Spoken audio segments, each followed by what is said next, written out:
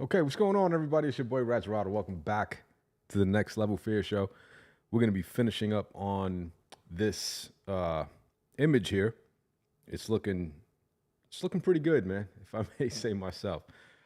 We did the hair yesterday. It came out pretty good, and I'm surprised at how quick I was able to get that done with just some shading, blending, and we're gonna finish that, darken up the top, the bottom, and then just obviously work through the entire image to fine tune the details around the eyes, maybe some detail around the cheeks and the nose area, going back to the lips. Definitely just, doing as much as we can to try to make this as best as we could. The original image that I had did not have any detail, so I'm trying to keep it as closely related to the image. And so, with that being said, we're gonna listen to Anton Daniels in the background, and we will be talking about things that we said yesterday. So I'd like to correct myself on the statute of limitations when it comes to children and sex abuse. I was wrong, and I stand corrected. I didn't know that in 2019, New York City passed a law, and I'm sure other states as well, but not every state. They got rid of the statute of limitations. And so, if you're a child and you were sexually abused, obviously, you have up until 50 years old, uh, according to this new law, and 50 years old for you to go ahead and seek justice. And so, yeah, I stand corrected, which brings me to this point. Why wouldn't the individuals who are accusing Jay Z of sexual misconduct or whatever it is that he did, why not just take him straight to court criminally? Why not just file the case criminally? Why make it a monetary thing? Why sue him civilly? Now, I understand that the burden of proof is a lot. It's less demanding, I guess, civilly, and you don't need as much as you do when it comes to a criminal case. And I'm guessing this is why they just went straight after him civilly. But it just doesn't look good in the eyes of the public, right? It kind of looks like, man, you waited this long. Like, why wouldn't you just come out, 10 years ago or whatever? But listen, with that being said, that's up to Jay Z to figure out. And I'm sure he's got some pretty decent attorneys that's going to get him through this. And if not, the truth will come out, man. Eventually, the truth will come out, and they'll have to deal with those consequences. Here's what I think, man. In all honesty, I honestly believe Diddy's probably out here, definitely talking to the attorneys for sure. Probably holding a proffer agreement of some sort and just letting the cat out of the bag. He's just dropping dimes on everybody because I don't think Diddy is made for prison. He doesn't appear to be that type, and he's been relatively quiet. And so when you're quiet like this, I mean, just from experience, less attention. He's probably to and from the district attorney's office, just telling on everybody. So we shall see. Uh, anyway, let's get to it. Let's see what Anton just talking about. I don't like that. I'm gonna have to go ahead and mute you next time that you give that type of advice inside of the chat, because you messing up the bag. We like ads here. We like ads here. All I'm saying is that it's a thankless job for a lot of guys. Um, y'all, it's funny because I don't think that most of the women qualify for the men that they say that they want. And I don't think that they're thankful enough and appreciative of the men that's happening and putting it down every single day outside in these streets. It's amazing to me. It's amazing to me. But we here. We here. We getting it. We taking care of business. We on top of it. We here. We here. Shout out to all of the police officers, the firefighters, the truck drivers. Shout out to all of the men that's the welders, the plumbers, the HVACs. Shout out to the crane operators. Shout out to the construction guys. Shout out to the linemen. Shout out to the steel workers. Shout out to the plant. Anybody that's in a plant, that's in a manufacturing. Shout out to Exclusive Renovations doing this thing. Exclusive Renovations out here in East Stroudsburg, Pennsylvania. You might want to Google him if you need any work done in and around your house. When I tell you this man is the truth, this dude is an artist. You hear me? An artist. He taught me how to do that recessed wall that I did in my house, man. Beautiful entertainment system. He taught me how to do pretty much everything when it comes to building and interior design and putting up sheetrock and all that stuff. If it wasn't for him, I probably would never learned. But because he came with that skill and that was something I knew that I can use, I was like, wow, I'll learn. Teach me, okay? So yeah, Exclusive Renovation. Shout out to him, my man. For tonight, that all of these people, shout out to everybody that get out here and get to that bag and take care of business. Hopefully you watching this show and you appreciating the fact that you are appreciated because this show is for you. It's called the Millionaire Morning Show because it's something that you can do. I come from the streets of Detroit, and I am one of the very ones that should be the personification of how you can get it. That's why I invite y'all to join the Bag Chasers and the Patreon. That's why I invite y'all to come and tap in with me December 14th in Detroit. I love y'all. I appreciate y'all. Y'all are truly the heroes of this world, of this country. The pilots, the floor, the tile guys, the carpet guys, the people that drive the concrete trucks, the people that all of y'all, all the landscapers, um, the Home Depot workers. Shout out to everybody at Lowe's. Shout out to everybody that's at church. Shout out to the community organizers that go to work and when they get off of work, then they go and pour into other people. Shout out to the people that actually serve our community, pay their taxes, take care of business, and don't get no visibility and no accolades. I know I can't think of every profession, but I love you. I appreciate you. Thank y'all for rocking out. Make sure y'all hit a like for the algorithm, subscribe to the channel, and turn on your notifications. Let me get a couple of more super chats in here, and we're going to go ahead and get started with the show.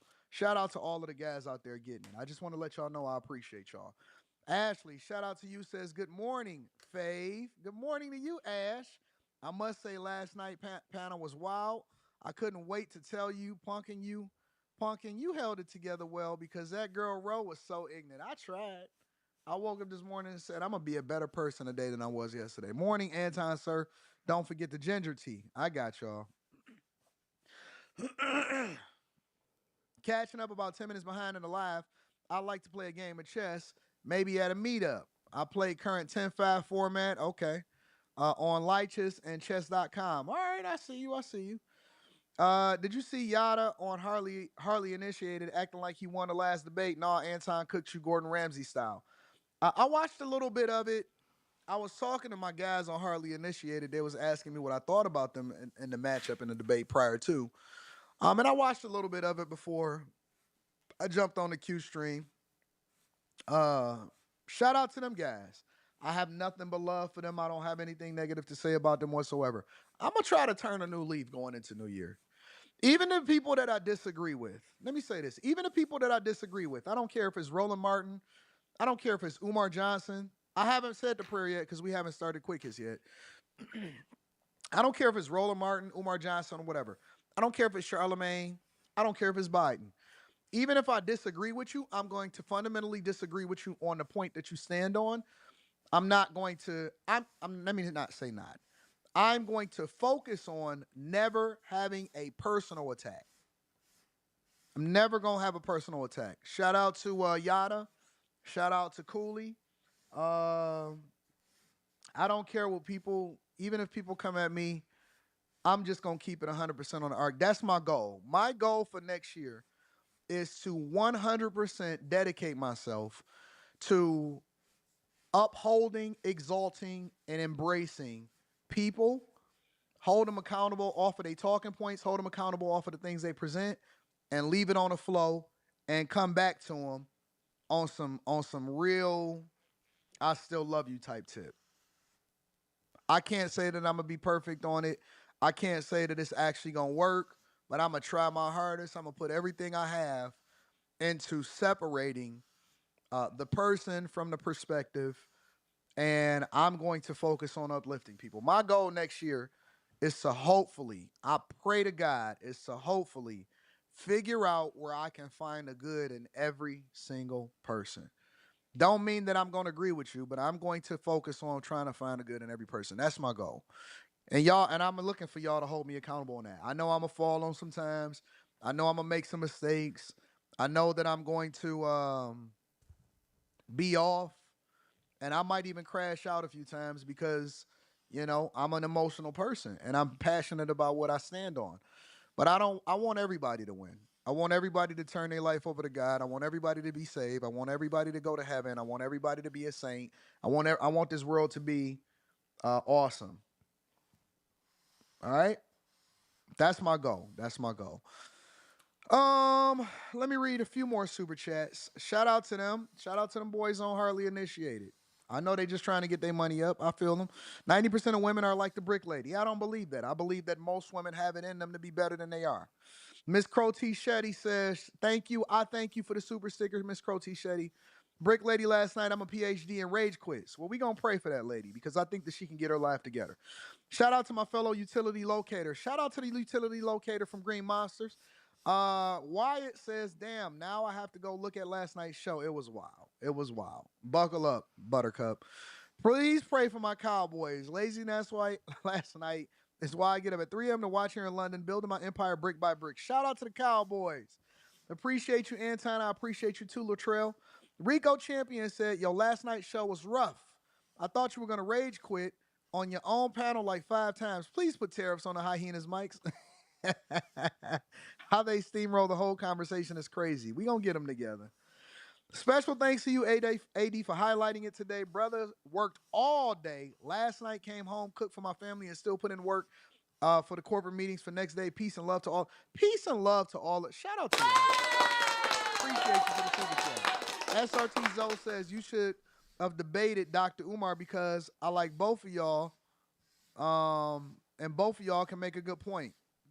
Well, listen, God bless the brother Dr. Umar Johnson. I So, real quick, guys, in terms of like the hair, obviously you can see what I'm doing. It doesn't. This is why I think everybody can do this. Anybody who has patience, anybody that has some time that can sit down and you know draw some attention to stuff like this, artwork like this, man. It really does lower the stress levels, man. I'm telling you, it puts you at peace. And but anyhow, when it comes to drawing hair, people make it seem like as if it's so difficult, and it's not. You see what I'm doing? All I am doing is blending the areas, darkening some, maybe pressing on the whatever this is called, uh, this blender tool, just pressing on it hard. Sometimes I'll go light, hard, just to give certain depth, certain tones to the light and darknesses of whatever it is that I'm working on. There's nothing to it. The hardest part, I believe, in drawing is getting the features on, correct. And that's why I use a measurement system. The measurement system I always draw on the tape, and then I follow what's on the tape. I follow what's on Photoshop, because on Photoshop I apply the ruler system as well.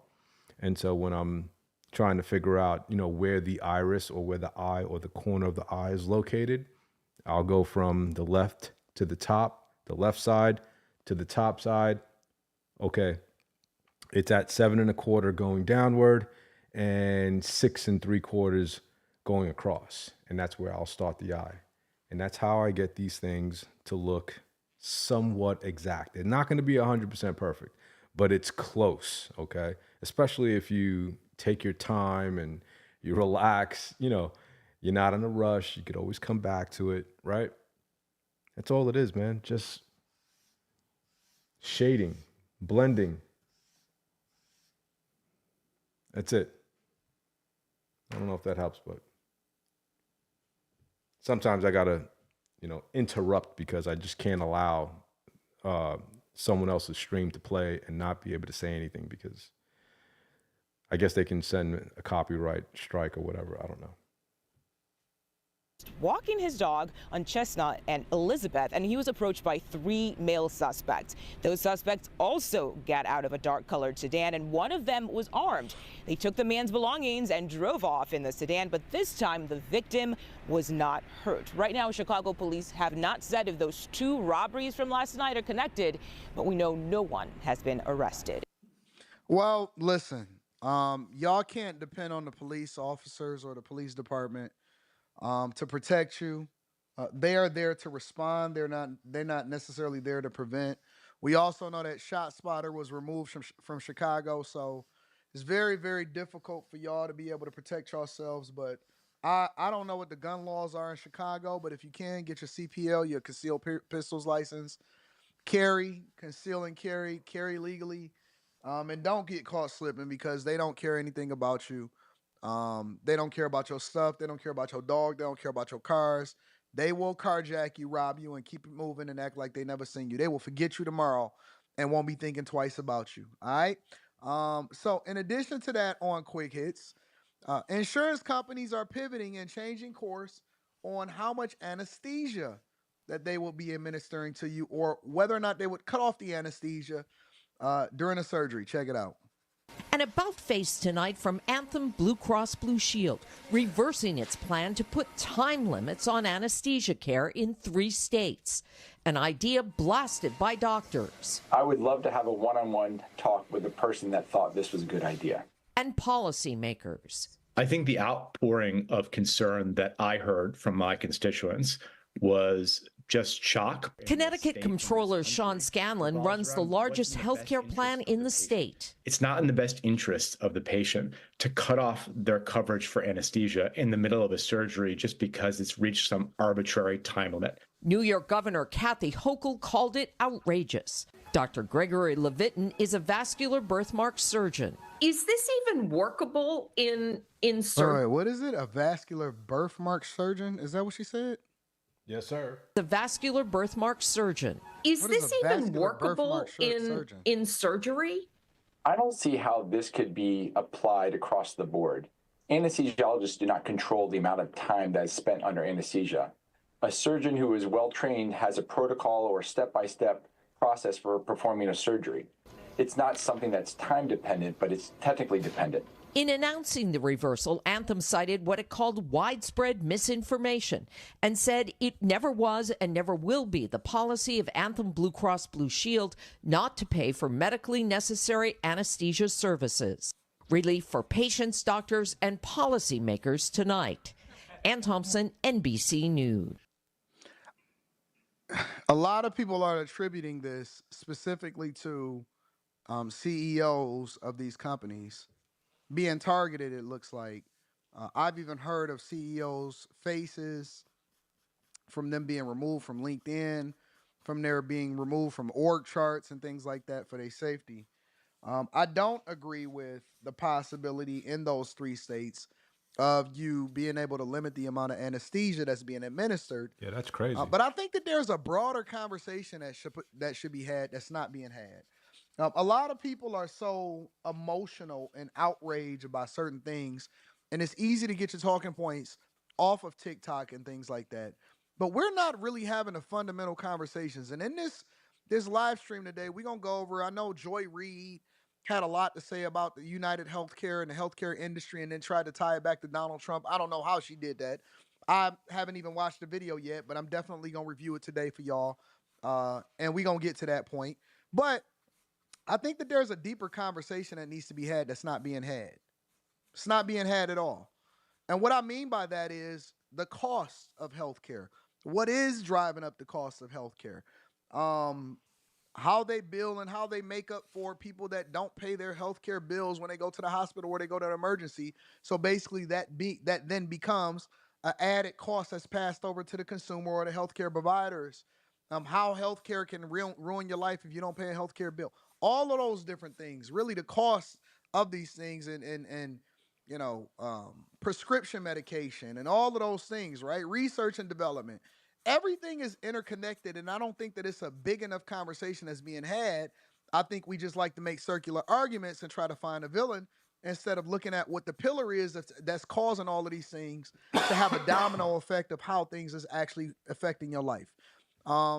Somebody said the food is rotten, but then at the same time, people will sit here and advocate against um, RFK Jr.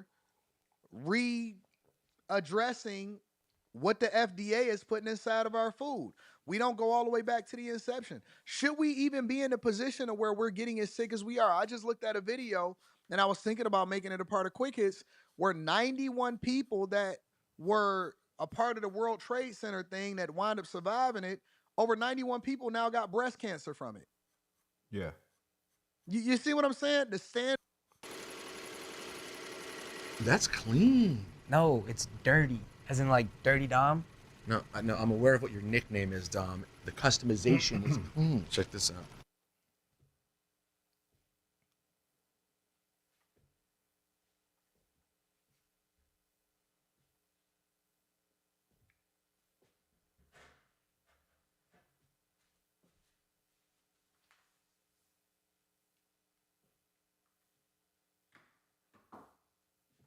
Yeah, speaking of the World Trade Center, I mean, it's been over 20 years, so you're going to start seeing people more than ever start developing these cancers. Anybody who was a first responder out there, you'll see it. You'll start seeing it. And thank God, you know, I got a clean bill of health.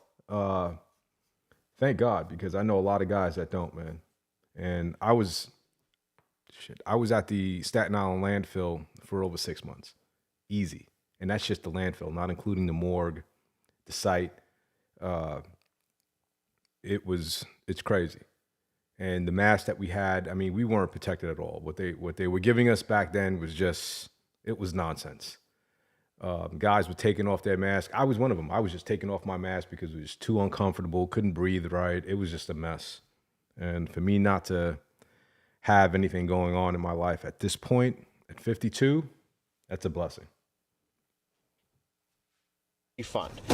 $500 checks from the state would go out to couples making less than $300,000, and $300 checks would go out to single tax filers making less than $150,000. I will continue to find creative ways to let you know I understand your struggles. The governor estimates 8.6 million New Yorkers would get checks, including 3.6 million in the city, 1.3 million on Long Island, and 986,000 in the Hudson Valley. She plans to pay for it using $3 billion in unexpected sales tax revenue. She explained that because prices have gone up, New Yorkers have also paid more in taxes while shopping. The state legislature would need to approve the plan early next year as part of the budget, and if approved, the checks are likely to go out sometime after April 1st. You know why I don't like this? Is because Kathy Hochul was trying to hold on to whatever political cachet that she has, knowing that she allowed for Eric Adams to take the brunt of whatever was happening during the migrant crisis. Yep. She has been a horrible governor. And what they think that they can do is to issue you $500 and $300 checks to make you forget the horrible job that they've done politically for your state and for your city. I hope New Yorkers are woke, and I hope it don't take $300 to $500 in the name of an inflation refund proposal to keep y'all voting the way that y'all supposed to vote when it comes to getting these corrupt governors and mayors and these people out of office. All they doing is throwing money at. If they can't see that, the average person can see that they're just trying to buy them with money. I mean, if you're an average person, just you don't watch the news, you're not into politics, and all of a sudden, you know, now you're getting $500 because of whatever reason. You got to ask why. Why am I getting this? Why am I getting this money? I mean, you don't have to be an intelligent individual to know that there's something behind it. Nothing is free in this world. You're paying for something. King Jacquin says, opening with a prayer. Okay, shout out to my dog, King Jacquin. Alpha Eskimo says, peace and Pan-Africanism. Peace and Pan-Africanism. Solution Trucking Channel says, I did not know you had the brick lady on last night. Really? That lady stay in the same apartments as I do. And her son goes to the same school as my kids. All I can say is she really liked that. Ain't no act. Oh, I could tell that she really liked that. Be careful, bro. Be careful. They are paying us back for the migrant spending. No, they ain't paying you back. They just giving you scraps. You know how much money that came out for that for y'all? Don't worry about it. Anyways, let's go ahead and get started with the show, y'all. Let's really get started. So, of course, I want to focus the majority of the early part of the show on my dog Luigi. So Luigi was recently caught, obviously. I broke it down yesterday and I reported on it on the Anton Daniels channel. Initially, I didn't think that they would catch him because I thought that he was just like super duper John Wickish. Turns out he really was that guy when it came to his intelligence, how he was raised, all of the insight and information, the fact that he went to private school, what his grandfather was about, and all of this stuff. And this is a description or a real life depiction of exactly how he was caught from the police officer, from the arresting officer. Check it out. It was a peaceful arrest, first and foremost. The officer quickly recognized the male as the suspect from the shooting. And within several seconds of the first contact, he had asked the suspect if he had been in New York City recently. And that really invoked a physical reaction from the suspect. He became visibly nervous, kind of shaking at that question. And he didn't really answer it directly. So that statement alone really said a lot. And the suspect didn't have to say a lot after that. I hope he read him his rights before he asked him that question, number one. Number two, it just sounds kind of weird. First of all, shout out to the Pennsylvania Police Department or actually, shout out to the McDonald's employee that decided to say, wow, this guy looks familiar. I don't know. To me, man, all this sounds a little bit funny. It really does, because the images that they were displaying of him, I don't think it was enough for someone to look at and be like, that kind of looks like the guy in the picture. It wasn't really a clear shot. It was a downward profile shot of capturing his jaw. And the other image, I mean, he had a hoodie on. Like, come on, man. It just seems to be a little bit weird, man, how, if this guy is as smart as they say he is, he went to Penn State, family, from what I hear, is involved in the healthcare industry as well. You got to be smarter than this. You know what I mean? Like, you just assassinated a CEO, and it's getting worldwide coverage almost, right? Or at least in the United States, it's getting coverage.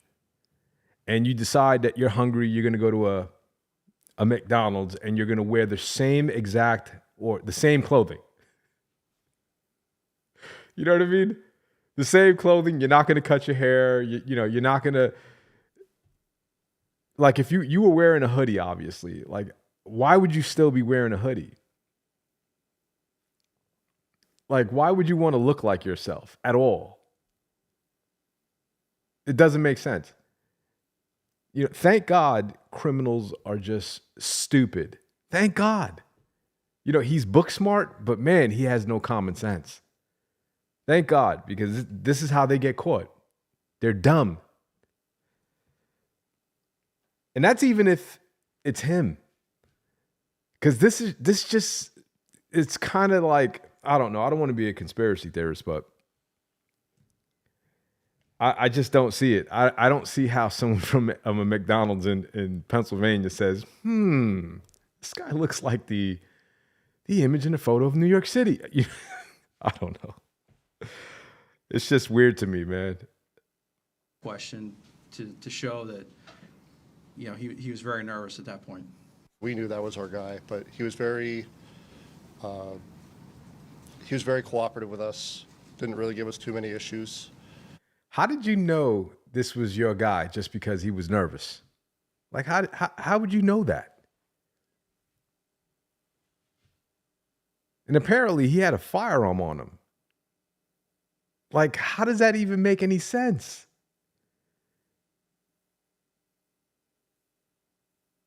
If you plan this out, you made your way from New York City to Pennsylvania, you're trying to tell me you couldn't dispose of that firearm? You couldn't disassemble it, take out the slide, the firing pin, the spring, the magazine, and slowly just ditch it somewhere in the woods? It would never be found. You're going to keep that in your pocket. You're going to go to a McDonald's. You're going to wear the same attire, and you're going to get yourself caught. Makes no sense to me, man. Once we found out his identity, we took it from there. How does it feel with 6 months on the job as a law enforcement officer to be part of? I can't say I was expecting it by any means, but it feels good to get a guy like that off the street, especially starting my career this way. It feels great. We now know You the didn't name, get and we have a clear look at the you didn't face get the of guy off the street. You didn't get him. It was a McDonald's employee that got him and called 911. This guy was walking around the town like it was minding his business. Decided to go to a McDonald's and get something to eat. and whose search has captivated the nation over the last week. The suspected killer of United Healthcare CEO is now in custody. It's a 26-year-old Ivy League graduate, Luigi Mangione, charged with one count of second-degree murder. Police arrested Mangione at a Pennsylvania McDonald's yesterday. Is Penn State an Ivy League school? I didn't think it fell under an Ivy League school. I got to check that. When an employee called authorities after recognizing him. According to a criminal complaint, when officers arrived, the man was wearing a medical mask and a beanie, sitting at the rear of the building on a laptop. They asked him to pull down the mask to, quote, to see his face, and, quote, immediately recognized him. That doesn't sound weird to you? Seconds of the first contact. That doesn't sound weird.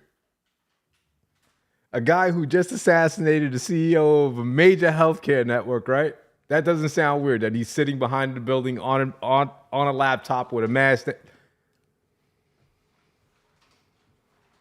Come on, man.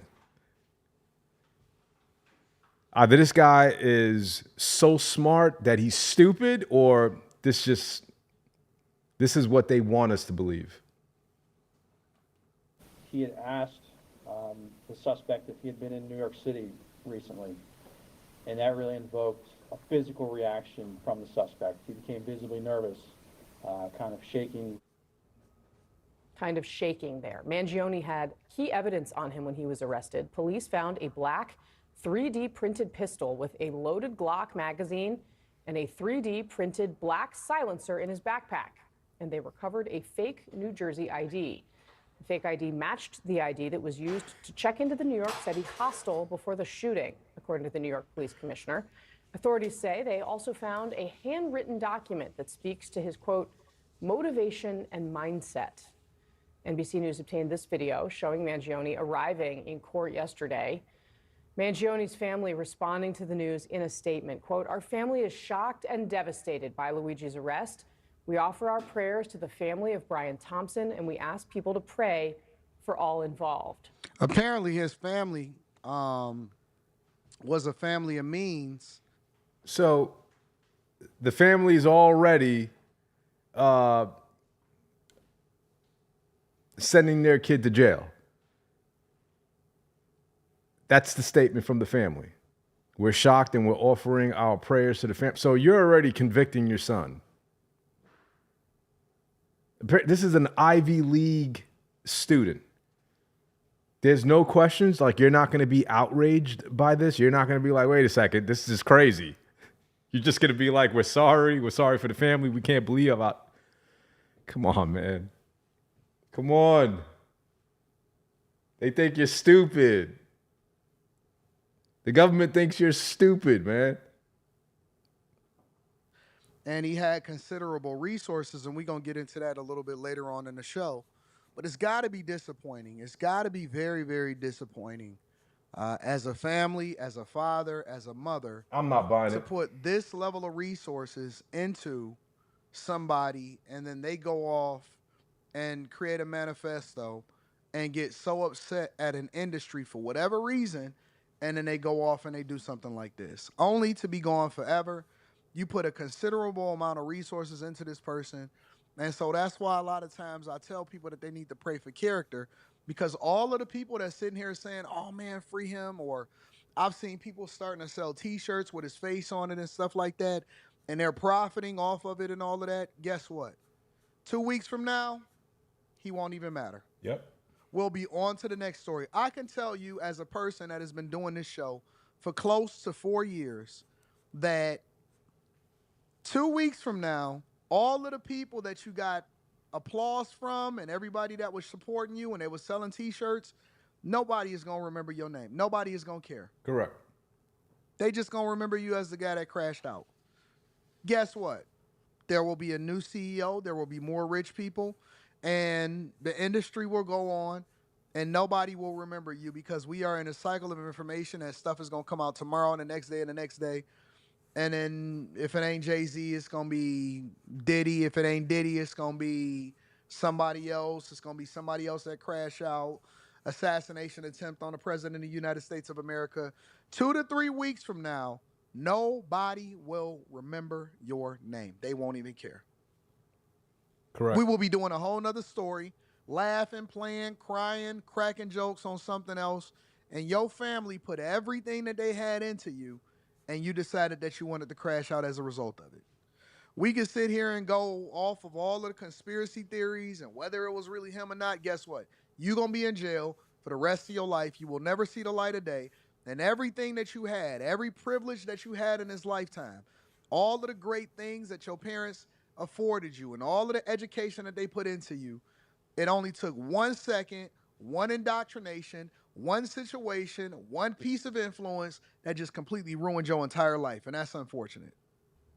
The shocking Midtown Manhattan assassination uncovered a deep dissatisfaction with the nation's healthcare system. According Somebody to his former... said, his YouTube said, wait till December 11th. Guess we'll see. Well, guess what? I did a little bit of research and I found out that's just a copycat. That's not even his YouTube. Yeah, you're going to have a lot of that. So, you know, people are capitalizing off of it. That's not even from him. And if you don't think that the FBI or YouTube or Alphabet, which is the parent company of YouTube, knew that that was a copycat site way before you sitting here typing it to me in the chat, if you think that they don't have the capability to be able to tone that down, they can get rid of Fresh and Fit immediately, you a fool. Right. So you think that Alphabet, the parent company of YouTube, that they would really let that happen if that was his real page? You think that they would let that air? Come on, man. Listen, I would like for y'all to do some critical thinking. I would really like for y'all to do some critical thinking. And you guys are going to find out that wait till the parents' information comes out in terms of how they acquired their wealth, because he comes from money. And it has everything to do with a lot of this company, like the medical industry. You'll see. Watch. It's going to get weird. Before y'all and again, like going back to him being caught with a 9mm in his bag, a silencer in his bag and not on his person. Like, why would you be outside after you just finished going to McDonald's? Maybe the employee, like, you're not aware of how people are looking at you. Are you that mindless? Are you that unaware of your current situation? Like, people are looking for individuals that may look like you. So like you're just walking around trying to just be an average Joe after what just occurred. It just doesn't make any sense. None of this makes any sense. None of it. That's why I think in time, this entire case is about to get crazy. From the apprehension to the questions that they're asking, like, this is wild. Just think about what you're going to say. think about what you're going to say before you say it. Regardless of what we think about him, think about how that plays out. So YouTube don't know. They didn't review the video. It's not scheduled, none of that stuff. But they just going to let that happen, right? They gonna risk their platform with all of the visibility. They already being sued by the Department of Justice trying to break them up as a monopoly. And you think that they will let that happen, right? Gotcha. Let's continue. Roommate, it's something that Mangione was in the middle of navigating himself. I can't even upload a video without it. If it got certain people in it, if it got the name Daniel Neely in it, YouTube want to review it before they even let it fly. I get the yellow, and then they got to review it to make sure, oh, did you say anything crazy? Did you put that footage up there? It's automatic flags on this junk on certain people's names, and you think that they would just let that fly, right? Gotcha. He said he had a back issue and he was hoping to get stronger in Hawaii. So he's always focused on trying.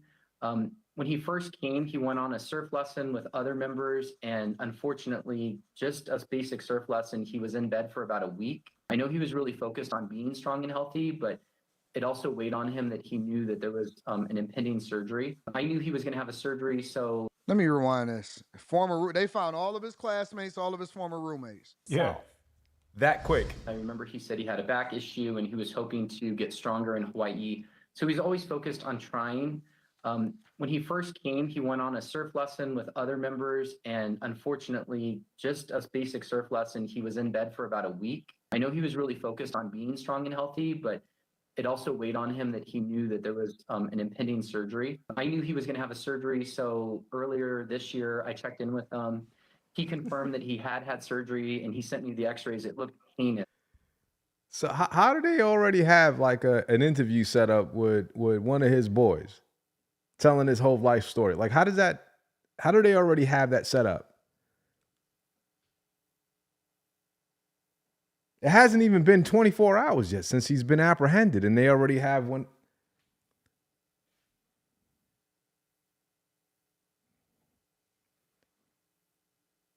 Already throwing him under the bus. And mind you, all of this stuff that they're airing on the news is going to affect the trial. This kid is not going to have a fair trial because of all of this stuff. They're demonizing him before he's even indicted. He's only been arrested. He hasn't even been indicted yet.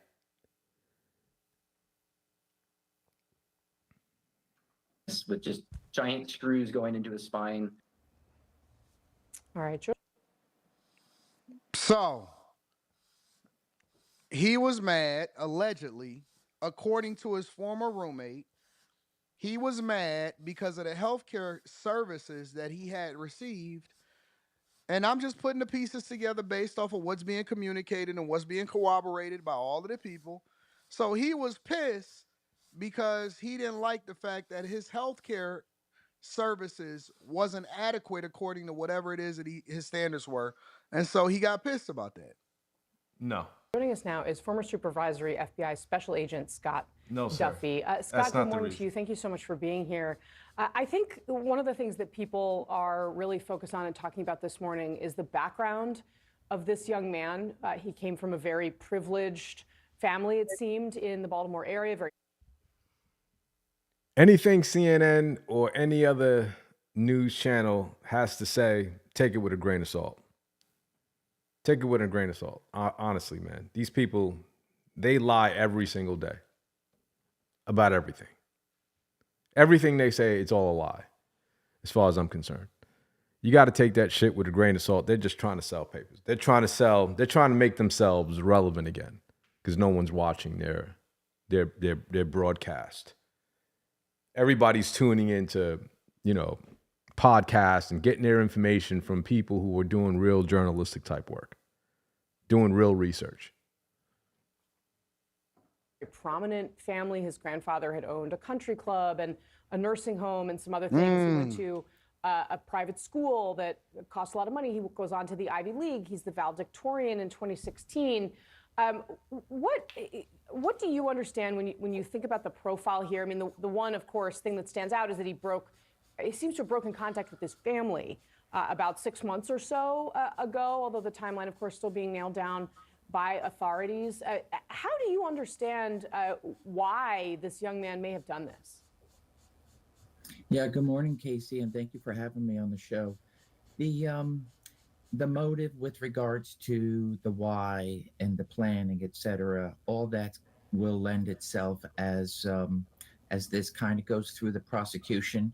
I think, though, there is plenty of evidence, not only what you were speaking of with regards to his background, the fact that he might be privileged versus not privileged, I don't think lends itself so much as his education. The fact that he is well-rounded, well-spoken, valedictorian of his class in high school. And so the fact that you have all this, everything at his fingertips, everything for a bright future, what is it that clicked in his mind where everything now gets pushed to the back? And it seemed like his sole goal was to accomplish what he accomplished last week in New York City. How can you say that? What happened to innocent until proven guilty in this country? How can you're an FBI agent? This is why I say don't listen to these people. These people are full of shit. You're an FBI agent. You should know better than to come on national television and convict this individual without his due process. This is nuts. This is insane. What if the kid was on drugs and maybe that was the reason why he was nervous when the cops approached him and he just happened to have a firearm on him with a silencer? Like, I'm just saying, it just doesn't make any sense. None of it. It's all BS, in my opinion. In my opinion, this all sounds way too easy. They got the gun, they got the smoking gun with the silencer, they got everything. They got the bottle of water that he drank that he disposed of and he voluntarily abandoned that sample. Like, we're talking about an Ivy League student here, graduating valedictorian. You don't think if he's going to do a hit like this that he's not going to do his homework as to how to get away with committing some sort of homicide. Does that make any sense?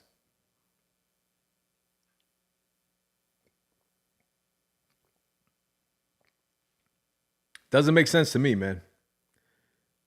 Seems like they're just trying to put this in front of us so that way,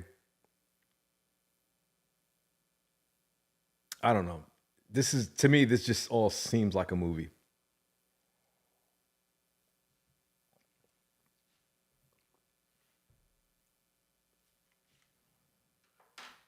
My opinion.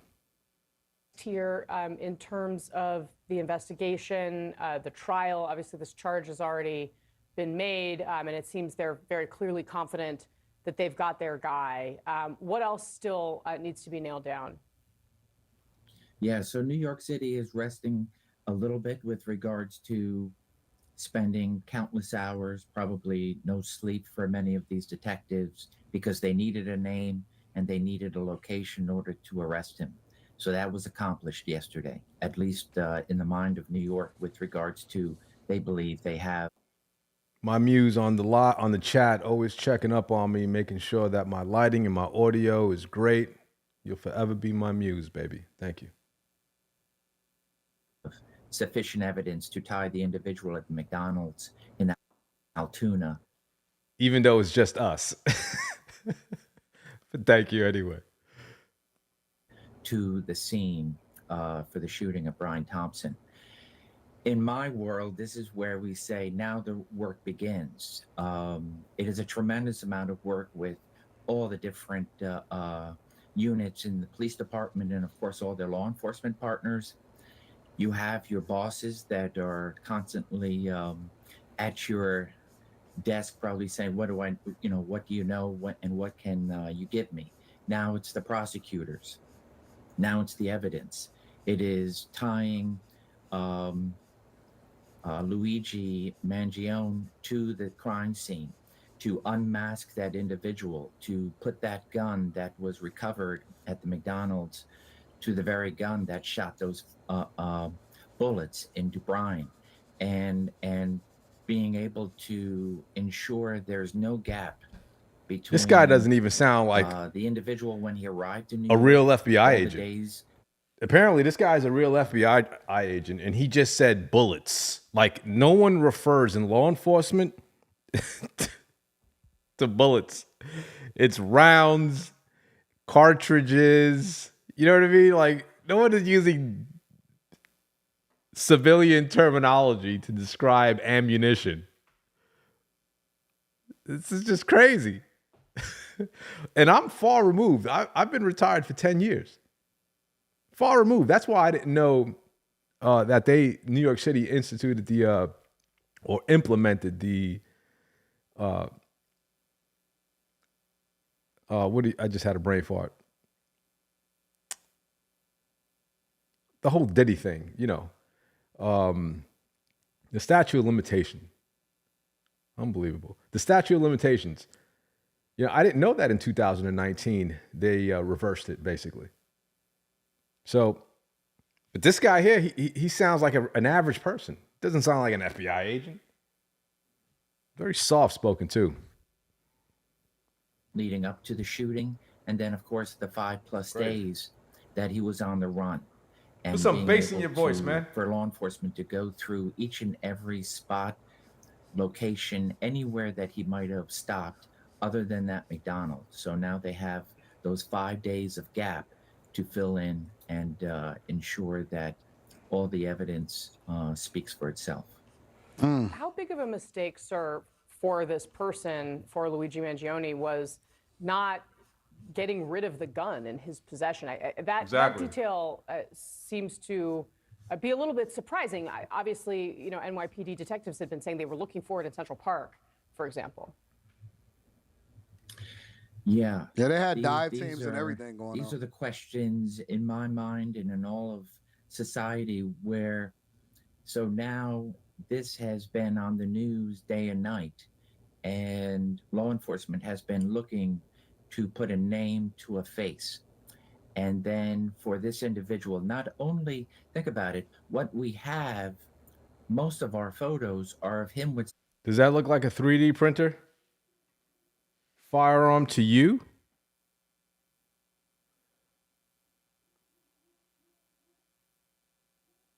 I don't know. That doesn't look like a 3D printer Glock, honestly. I have one upstairs. It doesn't look like that looks like a real Glock.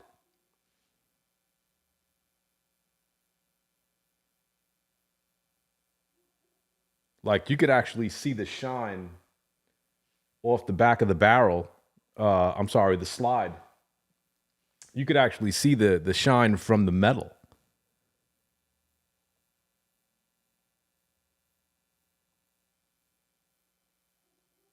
And not only that, but how would the officers in Pennsylvania know that that's 3D printed? Like unless he told them, oh no, this is a 3D printed gun. Because I wouldn't automatically assume by looking at it, oh, this is 3D printed. Like who does that? Who wouldn't be able, no one would be able to tell. Nobody. This just looks like a regular 9 Glock 19. That's what it looks like.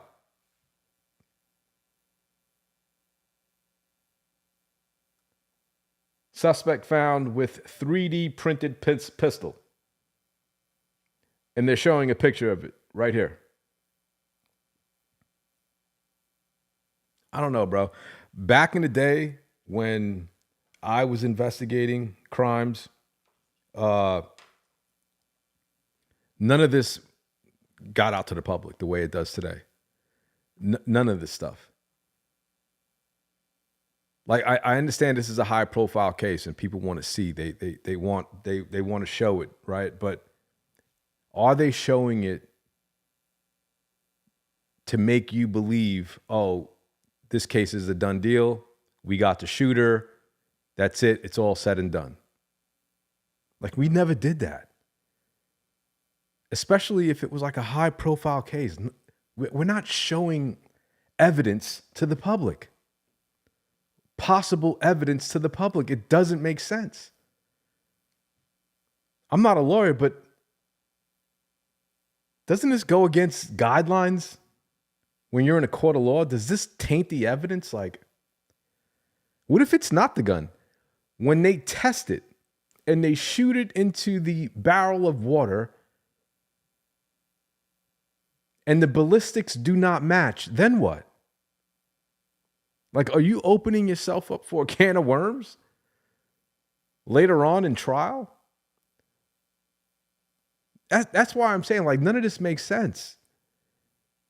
Unless things change drastically over the last 10 years with homicide investigations, this doesn't make sense to me. Because that gun has to be tested. They got to match the ballistics that they found on the scene. The shell casings, or the cartridges rather, that are the shell casings that were found with the lettering, the wording on it, it's got to match this firearm when they shoot this firearm and test it to see if it even works. They don't even know if it works yet.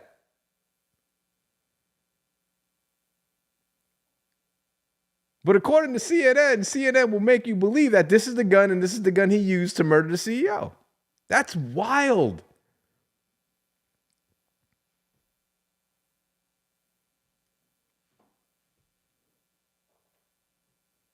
Some sort of masking, whether it be a medical mask, this scarf that was on him, at least a similar one, and then having his weapon.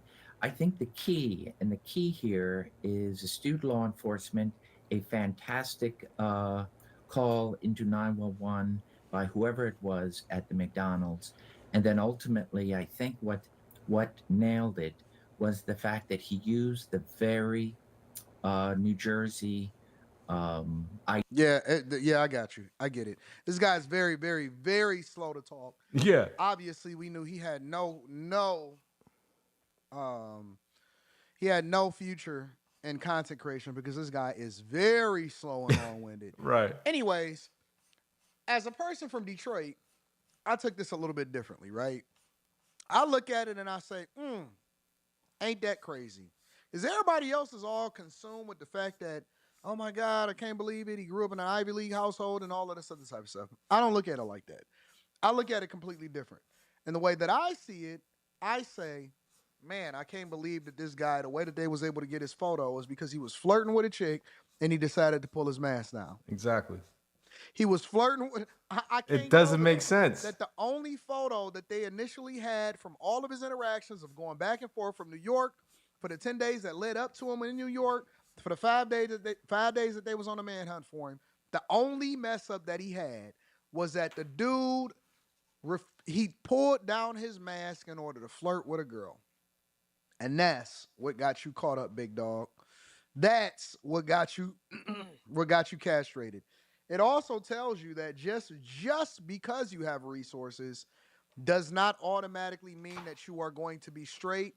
I also believe that he was radicalized with the easy access of information and the internet and stuff. You got to be careful who you surround yourself with and the type of information that you take in.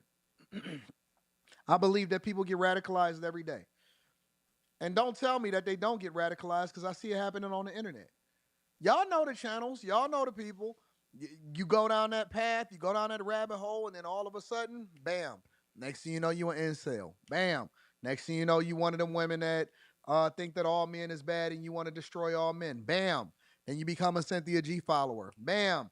Then you become a Shira 7 fan. Bam. Then you start thinking that all men is bad and you, next thing you know, you hanging out on tonight's conversations. Bam. Something bad happens and you just become radicalized. I see people every single day, not have no mind of their own. They forget everything that their parents taught them. And then somehow, some way, they get radicalized in a lot of ways. And you got to be able to snap. I mean, we've been radicalized when it comes to voting for the Democratic Party half of our life. How far-fetched is it for somebody to be radicalized? I knew people that grew up very privileged, and they turned out to be crazy as piss. And you be thinking to yourself, what the piss happened to them? I see people every day, every single day, Look, we got people that literally watch The View on a regular basis. Right. And they agree with it. Look That's at Sonny wild. Holston. Look That at Whoopi is Goldberg. crazy. They crazy as piss, in my opinion. They give some of the wildest takes. Joy Behar or whatever her name is. Absolutely They wild. crazy as piss. And it's like, wait a minute. Y'all been taken care of and y'all been privileged y'all entire life. When did y'all start becoming so hateful and angry? I see women that ain't never had a man do nothing to them in their entire life. Next thing you know, they go down this dark path on the internet and they radicalized. I see people easily finessed every single day. Every day. At the end of the day, he was Ivy League. He got great grades, but he's human at the end of the day. Yep. You don't know what happened. Ain't got no common sense. No clue whatsoever. So my my default is to wait and see, and then we'll go from there. Let me read some of the super chats, and we'll continue on with the show. Natareem says, good morning, Anton. Today is my birthday, and as a present to myself, I'm signing up to the Patreon. I was down bad. Your show has motivated me to get back to it. Shout out to the new bad chaser. Think about that. Think about what he just said. He's literally speaking to my point. You could be motivated and influenced in a negative way, or you could be motivated and influenced in a positive way. What if he found my channel and my channel was the opposite of what it is today, and it pushed him further down versus what he's saying? He said he was down bad, and the show has motivated him to get back to it. Happy birthday, big dog. Congratulations. I love you. But what if it was that other way? That's why with great power comes great responsibility. The word says the power of life and death is in the tongue.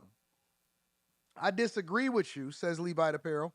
They should get some money, then join the Patreon and maximize it, learn investing in the right way. You disagree with who? Me? What do you mean you disagree with me? You're disagreeing with me. EJ Rogers, shout out to EJ Rogers. He said, I got the juice now, Mario. Good morning, AD. About this time last week, you said this was a professional. I said, I believe there was a professional. Absolutely. Far from it. He didn't know his own piece, struggling to clear the jam, and got caught less than 300 miles away. Okay. I agree with you.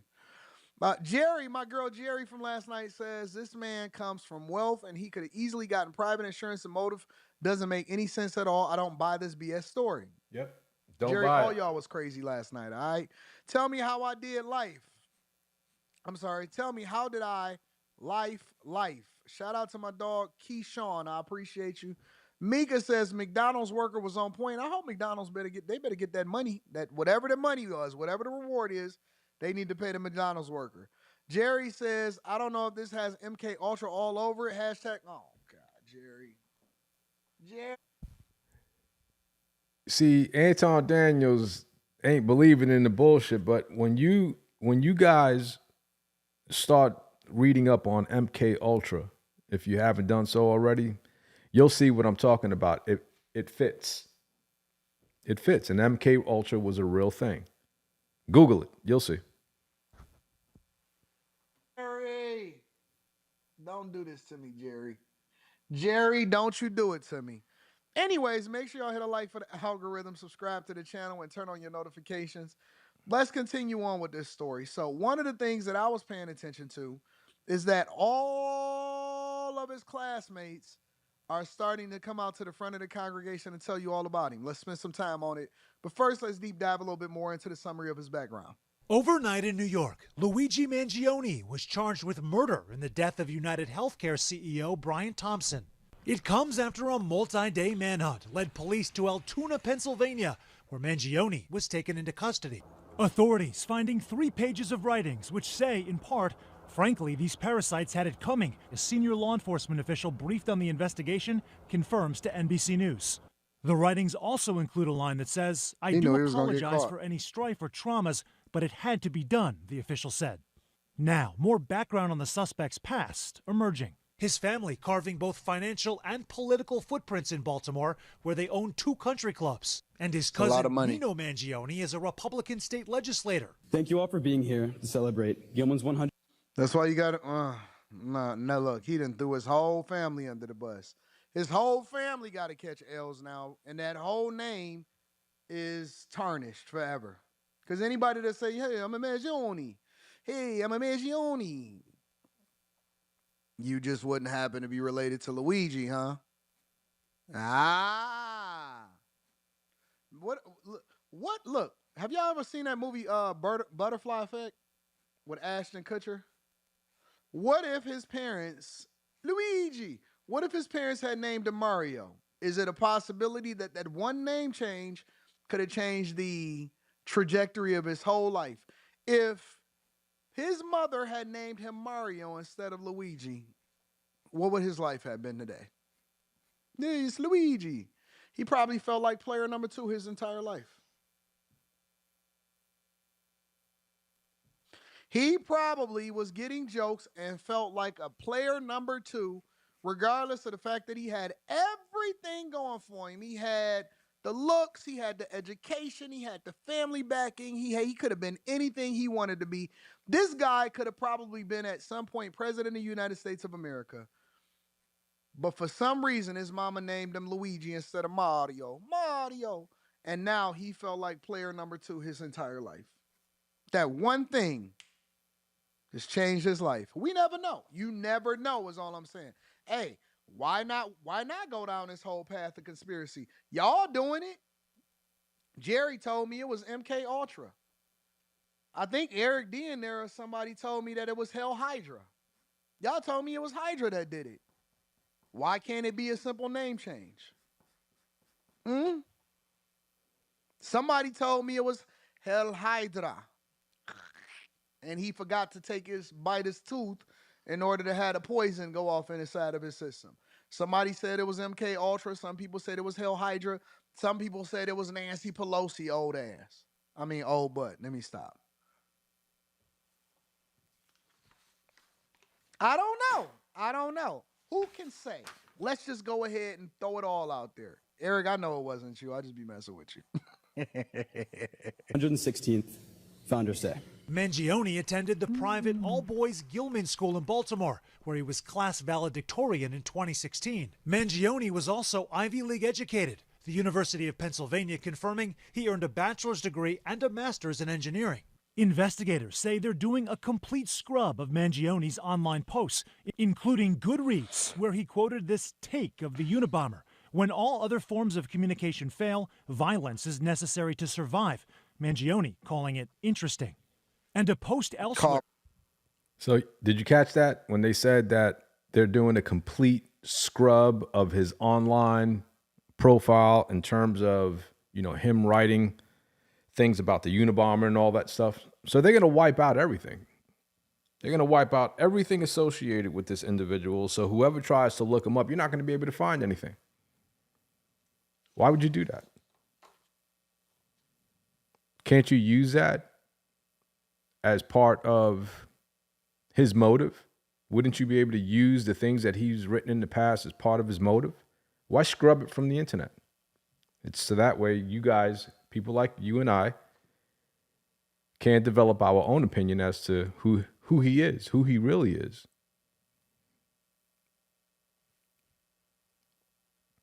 An X-ray of a back. 2 senior law enforcement officials tell NBC News investigators are looking into whether it belongs to Mangione and whether it has anything to do with the crime. His last known address was in Honolulu. A friend from Hawaii told CNN Mangione struggled with back pain. He confirmed that he had surgery, and he sent me the X-rays. It looked heinous. Another friend telling the Times, Mangione's family said that they had not heard from him in several months after his surgery. A friend from college telling NBC he's shocked. He really just struck me as another Ivy League student who enjoyed going to frat parties, good looking, confident, nothing particular about him. It's so interesting to start this profile starts to get filled out. Yeah. What do we know about his friends and family? I mean, some of them had been looking for him. Absolutely. So what we know are 2 things here that are really relevant with conversations with those in his orbit. 1, the suspect was clearly in a lot of back pain over a period of time. And 2, somewhere between 6 months and a year out, guys, he just went off the grid. Friends and family outreach went completely unreturned. What the connection may or may not be between these 2 things, we don't know. The only thing that is clear is that this outcome has shocked a lot of people. I'm not buying. That back pain. I'm not buying any of it. That back pain is something else. No, sir. It'll make you go off the grid and start plotting to see somebody else gone. Whatever. I've been there. I've been not back Whatever. pain in particular. I've had back pain a little bit. I know getting my wisdom teeth pulled almost had somebody dying out here in these streets. Once that anesthesia wore off, I got all 4 wisdom teeth pulled. I was like, oh, somebody gonna die tonight. I can't imagine what the back pain did to him. Let's talk to his former classmates, some more former classmates, and see what they had to say about it. Joining me now, I have a former high school classmate of Luigi Mangione, Freddie Leatherberry. Freddie, good morning to you. I know he privileged. I know he privileged. If your name is Freddie Leatherberry, if you got a 4-syllable name, you have to come from money. You got to come from privilege. I've never met anybody with a 4-syllable name that did not come from privilege. I don't even know if I know anybody with a 4-syllable last name. Leatherberry? Leatherberry. Even if you like go with Gronkowski, that's only 3 syllables. Probably just as many letters, but it's like 3 syllables. I've never heard of anybody named Freddie Leatherberry. He got a 6-syllable name. Freddie Leatherberry. That's a long name, big dog. Look how great he is. I bet you he got a good job. He's probably in finance somewhere. Probably is a part of a frat. Got a strong chin. Mr. Leatherberry, please approach the bench. Absolutely, these people come from privilege. Classmate of Luigi Mangione, Freddie Leatherberry. Freddie, good morning to you. Thanks for hopping on with me. Yeah, good morning. Great to see you. Thank you. You have correct me if I'm wrong, but you've known Luigi since the 6th grade. He's now charged with murder this morning. What's it been like looking up and seeing his name and his face on your TV? My life since about 1 Eastern yesterday has just been so surreal. It's been crazy to see our school everywhere in such a negative national light and really just tough on a lot of people. One of the first questions I thought about, when I knew I was going to have you on the show, have you been following this story for the last week, seeing this surveillance video and saying to yourself, I know who that guy is. I know those eyebrows. I know those eyes. I had been following the story just like a lot of people have, but nothing connected to me when I saw the surveillance footage. And that's so impressive to me that the McDonald's worker of all people who had never... Look how well he's speaking. And you know what? I'm sorry, listen, it's very impressive to know that the McDonald's worker, and don't get me wrong, I respect all workers, but it's so impressive that a person that was focusing on the order of other people was able to identify my former classmate who just so happened to be valedictorian. He That's speaks why, so well. Whatever. Well. That's why it sounds like nonsense.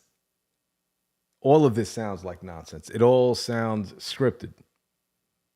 When I saw the surveillance footage, and that's so impressive to me.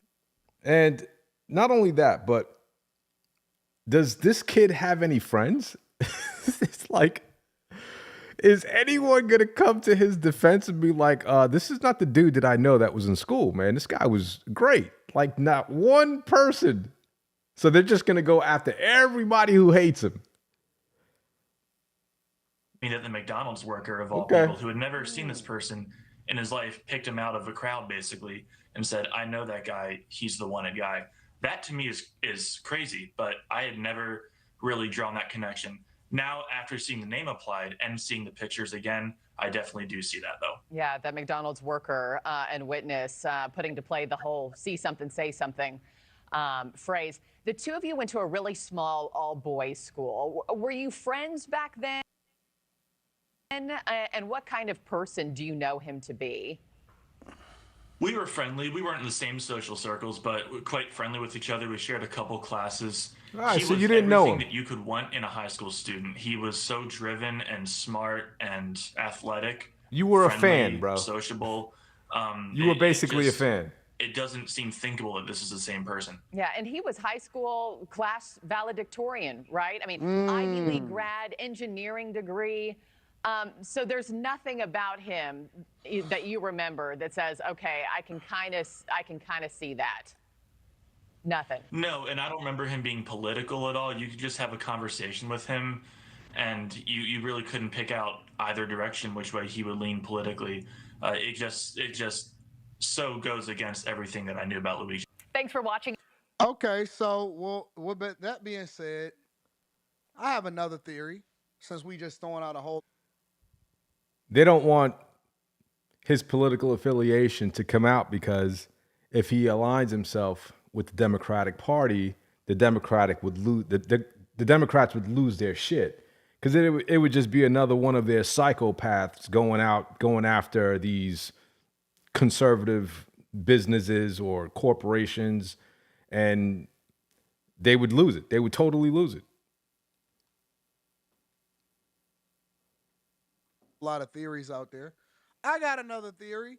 Maybe the theory is that he was so used to being at the top of his class and that everything on a regular basis was always going well for him, that he decided when things started going bad, maybe his parents didn't let him go through enough in his lifetime. And so when things started going bad, it went real bad. This is what happens when y'all have privileged children and you don't let them fail in controlled environments. Let me say that again for the people in the back. This is what happens when you have privileged children and you don't let them fail in controlled environments. Why can't that be the theory? Is that his whole life he been a winner. Ivy League, boys school, valedictorian, winner. And at some point at 27 years old, 26, 27 years old, he was about to be coming up to his high school reunion. And when they go and look them up, when Freddie Leatherberry go and look him up and say, hey, man, how you doing? I'm a finance bro. Yeah, man, we've been traveling the world, and my father got me in here, got me in there, and he was going to be like, you know what, man? I just got back pain. I just got back pain.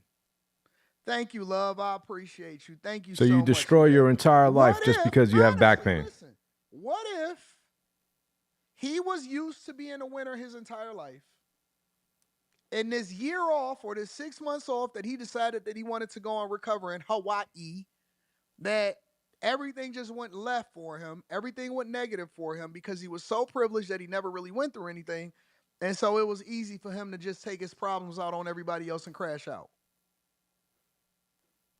Seen it happen.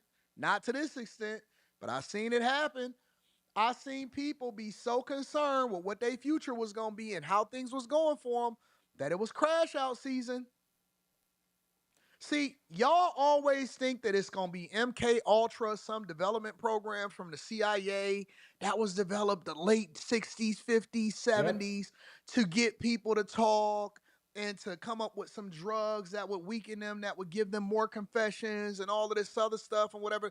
What if he's just a straight up crash dummy, and that all of the things that he thought that he was, it came to a screeching halt once you had to figure out who the hell you was, and you didn't have no time to distract yourself with all of the money and the problems and the resources that you've been blessed with your entire life? What if at some point, because every man got to suffer, then every man got to go through it, and everybody got to deal with it. What if at some point he had to come to terms with who he was, what his life was, and he had to be accountable for the fact that he had to sit with himself, by himself, and realize that he wasn't the man that he thought he was, or he wasn't the man that he thought that his parents made him out to be.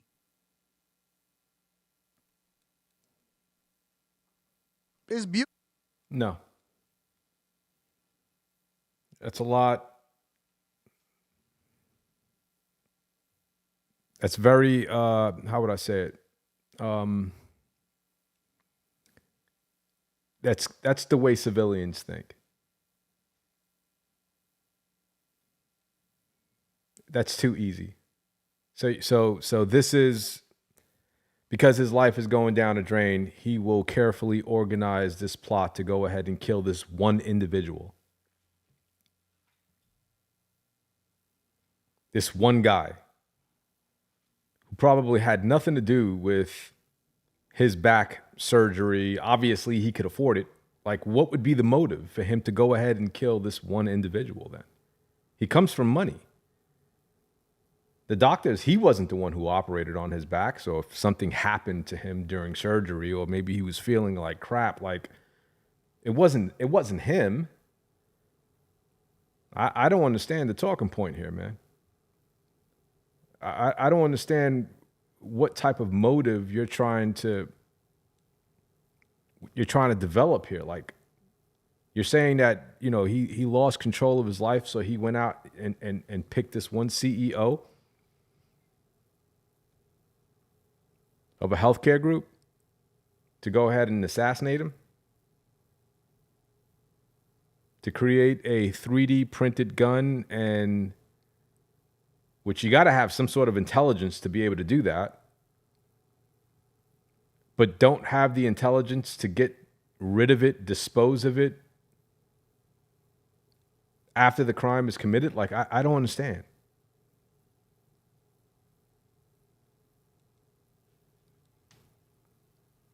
Beauty in the struggle is if you can get through it. What if this was his test? Because every single man, and I'm just giving a theory, I'm not telling you that this is what happens. What if it was giving him tests? It's not a good theory. Every single man at some point in their life got to have a come to Jesus moment, and you going to either sink or you going to swim, because suffering, it has to come before you could ever be great. It's not a good theory, brother. What if it was that? What if it ain't have nothing to do with the MK Ultra program that was developed by the United States CIA program and all of this stuff? What if it had nothing to do with that? What if it was so anticlimactic that it was just him being a crash dummy and he ain't have nobody championing him and celebrating him because he was going through a dusty moment and he couldn't take it? No. No, sir. What if you couldn't hide behind mama and daddy's money anymore, and the minute that you had to stand on your own too, and you had to face some sort of reality because your injury forced you to sit down somewhere and take a moment with Jesus, that you decided to choose the devil? If we just want to go with a bunch of conspiracy theories.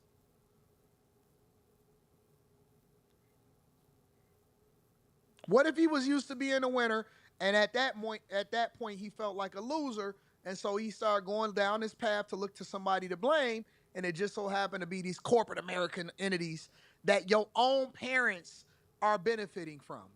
His own family members is in government branches, is elected officials, is controlling golf courses, is the very thing that he absolutely despises as far as corporations, and he decided to be a crash dummy. Because I don't think that the stories is any more sensational. I think that we look for that because we like to watch movies. We watch a lot of TV all the time. We always looking for a plot or a theme or something like that. But at the end of the day, what if he just a mother effing crash dummy and he just stupid? And y'all looking for a hero.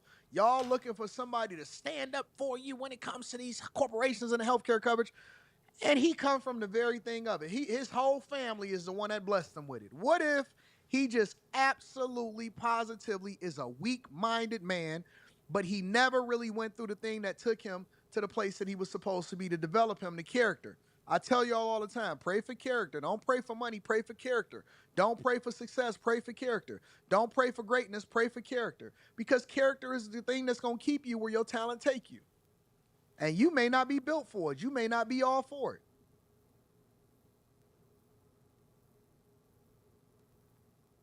See, I get mad and I shut my iPad and I just, you know what I'm saying, get angry at the fact that I lost the chess game. He get mad and he going to take out his CEO. I've seen it. We've seen it throughout history. We've seen it throughout history. Let me read a couple of the super chats because I know y'all don't like it. Oh, no, he got to be a CIA agent. It's Nancy Pelosi. What's good, Anton, says Brian BK Kendrick. And the Bag Chasers. Make sure y'all tap into the Patreon. Link is in the description. I appreciate you. Courteous Contemplation says, Luigi is a very common Italian first name, but he wanted Mario. What if he just wanted Mario? What if it all started because somebody said, man, you a player 2 dude.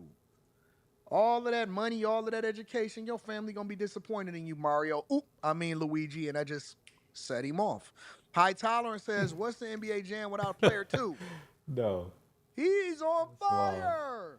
Smooth Artist says, Luigi had enough of being Mario in Mario's shadow. Fact. I believe that. Anton started sipping my coffee, you killing me. I just telling the truth. I just got to get to it. I got to tell it. If you see something, say something so that we can suspect you too. Ha ha ha ha ha ha ha. Said my dog behind the tire. Hey man, on one you said you're right about controlling my. You have to let your children go through it. When my daughter caught her first L's, or when she lose occasionally when it comes to a competition in Taekwondo, and her mama be wanting to go over there and baby her, and oh my God, Leslie, okay? I'll be like, no, let her be. Let her be. She'll be fine. She'll come out of it. She needs to know what it feel like to go through it and then to overcome it. You can't cry when everything happens to you. These is life lessons that got to be taught to her. Forget the medal. We care more about the fact of whether or not she actually is dealing with it accordingly. Because how's she gonna respond to it when somebody tell her no, when somebody turn her down for an interview, when somebody tell her that she not good enough to do this? Is she gonna cower? Is she gonna cry? You gonna go and pick up her tears? No. You know what I'm saying? When she get married one day, she can't come home and say, Dad, he did this, or Mama, he did. No, that's your husband. Go home. Go home. No, work it out. Figure it out. What happens, and this is why you need the right people with the right parents to give you the advice. Everybody not qualified to have a child. Everybody not qualified to give advice. What happens when her and her husband have a disagreement, and then she say, oh, no, I don't got to take this. I can go. No, you can't. This is daddy's money. Go home and submit yourself to your husband and get your attitude together. And I'm not going to automatically take your side because I don't by default believe that you just right just because you said it. Are you mature enough? And this is the conversation that I was having with him on the panel last night. I don't by default just believe anything that a woman say, even my own daughter. I love her, but I know her and I know the nature of women. I know the nature of children. And so at some point I have to be like, hey, what did you do though? No. Tell me the whole story. You know what? Work it out. Work it out. And so if y'all don't give them those life lessons early in life, that's what failing in a controlled environment do. It forces them to learn a lesson and take accountability so when they face with real problems, they not crashing out in the real world because there's real consequences that come along with that. You baby him, you give him everything. I tell guys all the time, hey man, stop buying your son a car. Don't buy him a car. But what about the daughters? The daughter got the car. No, don't buy him a car. He got a different life ahead of him. It's not about equal. Don't equalize with your children. What you do for your daughter is going to be completely different from what you do for your son. Don't buy him a car. But I don't want him to go through what I went through. Ain't that what made you great? Ain't that what made you appreciative? It don't mean that he can't have nothing great, but it means he needs to work for it because he needs to understand what it means to only be dependent on himself because everybody going to be dependent on him and it's going to be completely different for the girl. I don't want him to go, okay, well then make him a sissy then. Make him sassy. Make him weak because you're not always going to be around to protect him. Make him Hunter Biden. Make him Fredo then. Because that's all he going to be. He going to be a mess up his entire life because you never force him to take accountability for who he is. You never force him to earn everything. And so he going to be acting just like a little girl. He going to be the one that's in the stands directed. He going to be the choir. I actually agree with that. Because I made the mistake and wound up giving my son a car that I had that was 5 years old, paid off. And he drove that car to the ground. Drove it to the ground and wound up totaling it. You know? And he didn't appreciate it. And we have these conversations all the time when it comes to him having a car and him not understanding the value of what the car was, because it was brand new. He was 18 years old. You know what I mean? And we talk about it, If we can go back in time, trust me, he would have treated that car like a baby. That was a beautiful car, okay? So, yeah, I agree with that. You got to let them realize, as much as you want to protect them, as much as you want to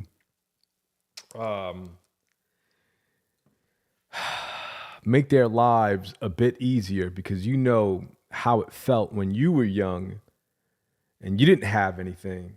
and you wish you had. And so now you have it and you have the means and you're capable of being able to do these same things for your kids. You got to try your best to refrain from doing that because you make them spoiled. You do. They don't appreciate it.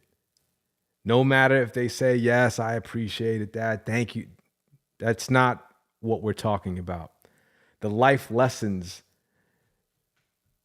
that they're not learning is your fault because you're out here babying them. You're out here buying them shit. You're out there buying them sneakers and clothes and things that you can't barely afford.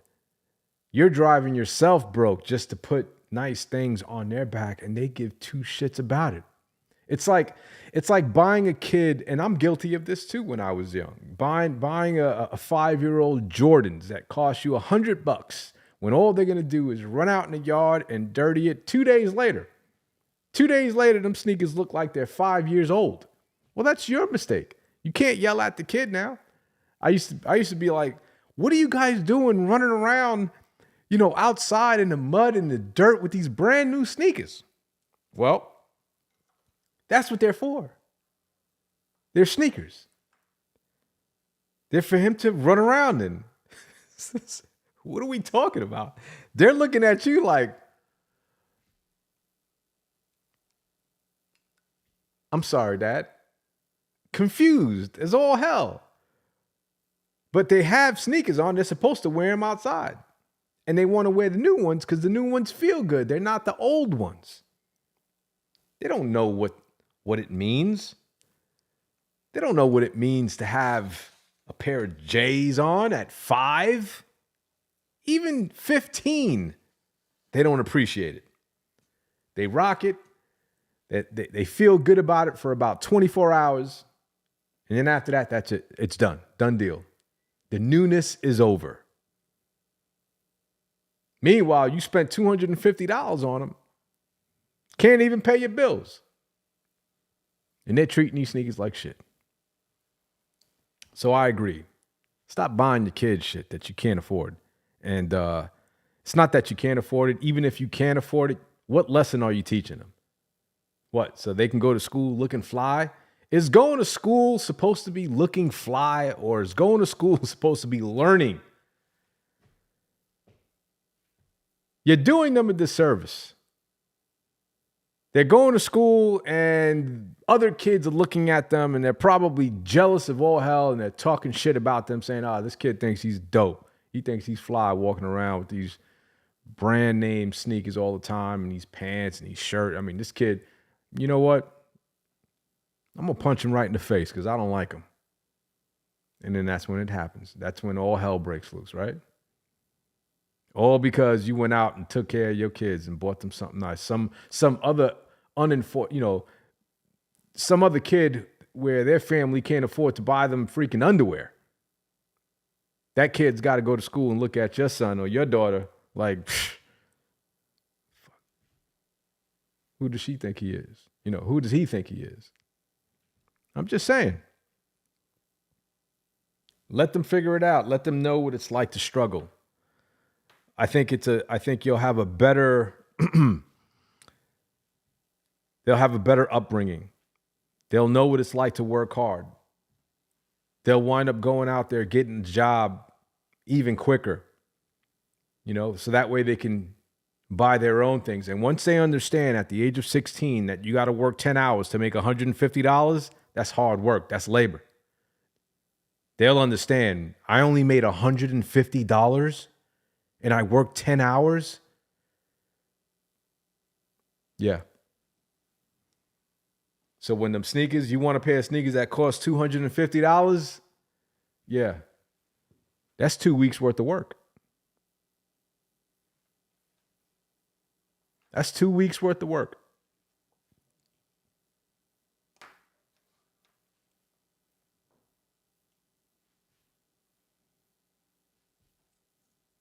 Stop buying your kids shit. Make sure they're well dressed. They got clothes on. It's sneakers and don't have holes in them and stuff like that. You want to spend a little money, get them some Nikes and stuff. Running sneakers, that's fine. But the kids should be focused on school. Your kids should be getting phenomenal grades. You know, when it comes time, maybe for their birthday or holiday or something like that, and you want to go ahead and bless them with something good, go ahead. Make them earn it. Make them do work around the house. Make them go out and mow the lawn and do shit. If they're not working, it's not just about getting good grades. You got to work around the house. You got to help your mom. You got to help your dad. And then maybe we'll think about getting you something nice when that time comes. I agree wholeheartedly.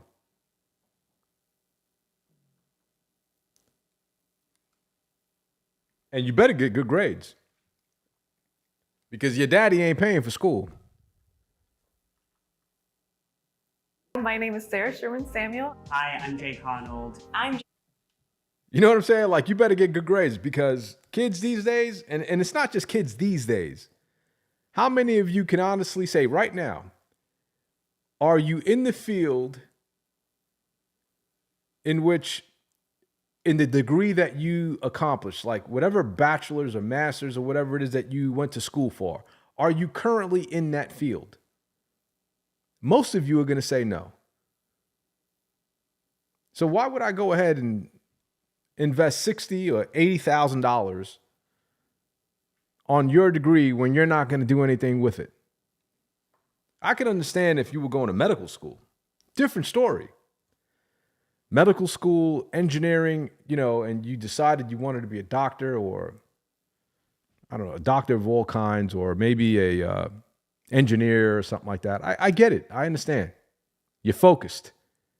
You see the light at the end of the tunnel. You're not going to school for humanities or arts or photography, none of that dumb shit. You want to be a doctor, surgeon. I get it. That's an investment. I'm not paying for your school if you're going to school for some dumb shit.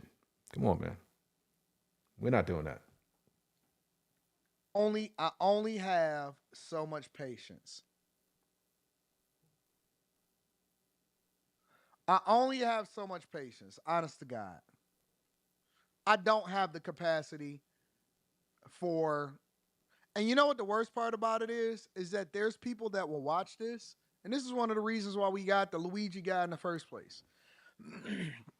There are people that will watch this, and they will be like, oh man, yeah, that makes so much sense. Oh man, she cooking today. Get this crazy bird off my screen. Let me read some of these super chats. What in the World TV says, you can't save them from themselves. Sometimes they have to meet the devil to understand their ways. Black Lives Matter is the work of evil. Keyshawn White says, is that Drew Hill? I don't like seeing EJ reporting oh my God. EJ reporting the news with the Cisco fade and the Thriller jacket. Oh, she thought she was cooking. Vaughn says, can't understand how she gets away with talking. Because there's a lot of people that really believe in her, I guess. What in the World TV says, let's bring back the tar and feather movement. I like that. Joy Reid is running with Stephen A. Smith for Hairline of the Year. She is a pretty woman. But the hyenaism just knows all that. Her humbling awaits. Hey, listen, beauty is in the eye of the beholder. So, listen, I'm not going to kill y'all for y'all opinions. I told y'all that I'm just going to roll with whatever it is that y'all roll with, and I'm going to be a better person, hopefully, and stick to the talking points. So we're going to go from there. Last but not least, I want to revisit this Trump conversation because it's a lot to mine out. So we're going to be going through this throughout the entire week. I want to continue where we left off yesterday because I had to spin a block over to JD Vance. But I want to revisit this Trump conversation because he was talking specifically about family separation and deportation, and I want to deep dive into that. Let me go over to, I think we left off at like 21, something like that. Let's see. One another too. But David Muir said, the crime rates have gone down. I said, no, they've gone up. And then the following day, they released the crime rates, and they were way up. Yeah, the FBI statistics are.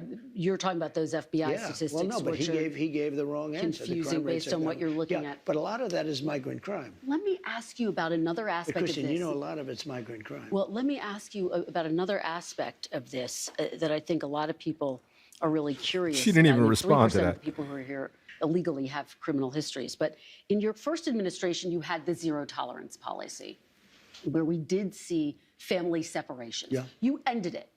The purpose of that, though, to some extent, you talked about this at the time, was deterrent. You also had it with Obama. You do know that. He didn't have a zero tolerance policy. And you also know he built the jails for children. He didn't have a zero tolerance policy. But in 2014, he built the jails. You know that. I want to ask you about the. Why do they always skip over that? Right. He was the one that built the cages for the kids that were coming over, the kids and the parents and the migrants, because it was out of control on the border. It wasn't Trump. It was Obama. But of course, they'll never tell you that. CNN will never tell you that because these people are all liars. Those are the people that should be in jail, in prison, for sure. Why do they skip over? How come nobody ever holds a Barack Obama accountable? Because I don't disagree, ironically enough, when I said that, I actually agree with some things, or I don't disagree with some of the things that Barack Obama did during his administration. One of the things that I think that he did really well was get tough on the border, illegal migration into this country. Yep. And so when he says, hey, man, listen, how come y'all don't talk about the fact that Obama is the one that actually built the jails? They just keep talking like they didn't hear him. They just skip right over it. Hey, how come you don't talk about the fact that Obama was the deporter in chief? How come you don't talk about the fact that Obama built these jails? How come you don't talk about the fact that Obama was the very one that was just as tough, if not more tough, on illegal migration into this country than I was? And you know what? I don't want to talk about that. I just want to skip over that. Mm-hmm. How come don't nobody want to actually acknowledge that, but they put the same criteria and say, Joy Reid has never, to my understanding, ever said anything negative about Obama being the same person, if not even worse, when it comes to making sure that he was tough on illegal migration into this country. I give Barack all the accolades in the world for that. I give him all the accolades. Somebody said he's not innocent. I don't think that that's innocent or guilty. I think that that's doing the thing that was in the best interest of America. In that instance, with that regard, Obama was great on borders. He was good on border policies. He ran on it. He talked about it. Biden championed him with it. They said that you can't protect the country unless you got safe borders. And he was right about that. I'm giving him credit. Okay, so Trump continued those same policies. What we doing? What we doing? Okay, I'm with it. I'm with it. Zero tolerance policy. I mean, he didn't have a systemic, we're going to separate families. Families were separated when parents were a threat to the kids. We don't have to separate a family. Excuse me, Kristen. Yeah. We don't have to separate families. Yeah. We'll send the whole family very humanely back to the country where they came. That way the family's not separated. So no more family separations. You're not reviving the zero tolerance policy. It depends on the family. The family may decide to say, I'd rather have dad go, and we'll stay here. And in which case they have that option. But you're not going to revive your zero tolerance policy. Which wait. Let's not skip over that. He said, listen, we don't have to separate the family. Everybody can go. You're just trying to catch them we don't got to separate the family. In a talking point so they can spin it. Joy Reid, her parents, everybody can go if they don't want to be here. If you don't like America, if you're not going to come in here the right way, if you're not going to take the test, if you don't want to learn the language, if you don't want to understand our culture, the Statue of Liberty, if you don't want to come over here and not do no crime, if you want to come over here and just completely cause chaos and kick in apartment doors and do some of the worst things ever, then you don't need to be here. You, your daughter, your son, all of them need to go. Absolutely. Don't let the door hit you in the ass. Bye. See you when I see you. We're not going to have no sympathy with everybody can go as a group. Yep. Everybody can grow as a group. You don't like it? Bye. I'm with it. Which was put in place as a deterrent. Is there any universe where you would bring that back, sir? We need deterrence. Look, ready? When somebody comes here illegally, they're going out. It's very simple. When they come here illegally, they're going out. Now, if they come here illegally, but their family is here legally, then the family has a choice. The person that came in illegally can go out, or they can all go out together. So, and that was made very clear by Tom Homan. So you're not at this point in time, planning to revive that zero tolerance policy where kids are Well, if you call separated? that, yeah, I'm doing what I just told you I'm going to do. You know, I don't want to send the family out. I don't want to send anybody out. But I'll tell you, we have to, because otherwise we have no country. If we don't have borders, and if we don't have voting, good voting, fair voting, do you know they're still counting votes in San Diego, California? Yeah, Listen, that's crazy. they're still counting the votes. Crazy. This is almost 4 weeks. That's wild. They're still counting the votes. If we don't have fair elections and honest voting and machines that work quickly, you know, if you had paper ballots, every election will be over by 10 o'clock in the evening. Sir, let me ask you. You understand what I'm saying? Let me, before we get and to... you get a much more accurate count. Before we get to all of that. You know why I love Trump? Is because he's very, very matter of fact.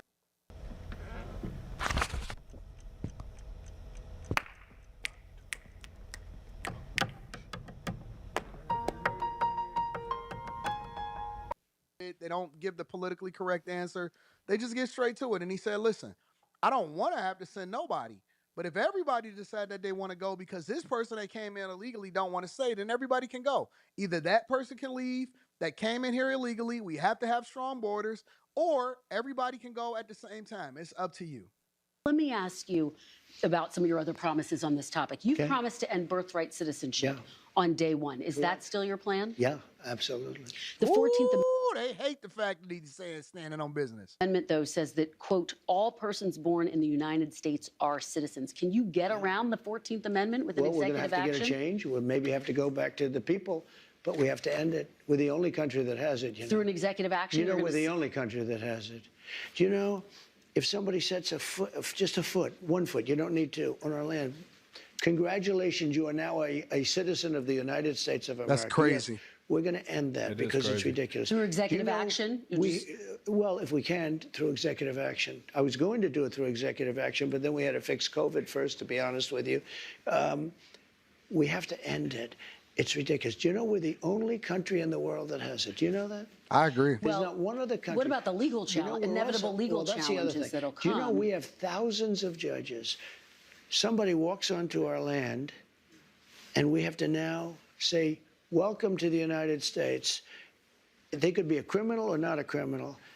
We release them into our country. It's called catch and release. We release them into our country. Wait, just 1 second. And now they get them lawyers. And the lawyers are good lawyers. They do. And everybody has a lawyer. And do you know how many judges we have? Thousands. Thousands. Now, here's what other countries do. They come into the land and they say, I'm sorry, you have to go. And they take them out.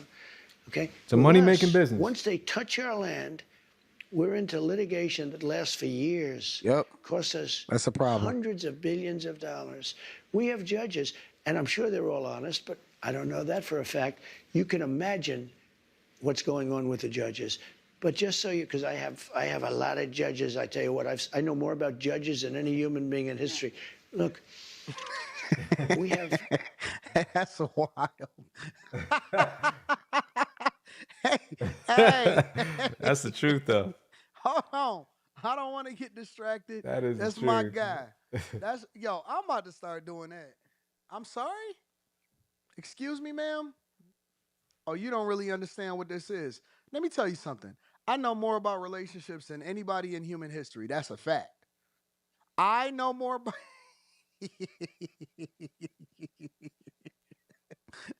That's my guy. That's my guy. But Trump, Trump is crazy. Hey. Trump said, hey, man, listen, I got a lot of judges. I know more about judges than anybody in human history. He's not lying, though. He's been sued 1 million times, for sure.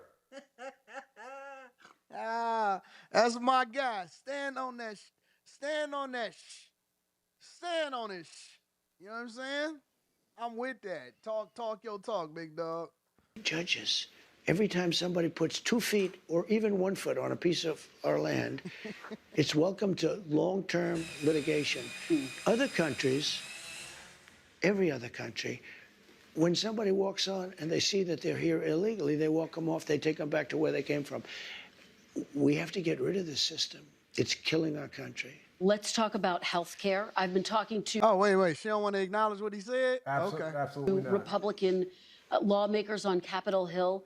They say it's no longer feasible to repeal and replace Obamacare because it's so entrenched. We don't need to get into that. We'll get into that tomorrow. All right. So we'll deep dive more into this interview tomorrow.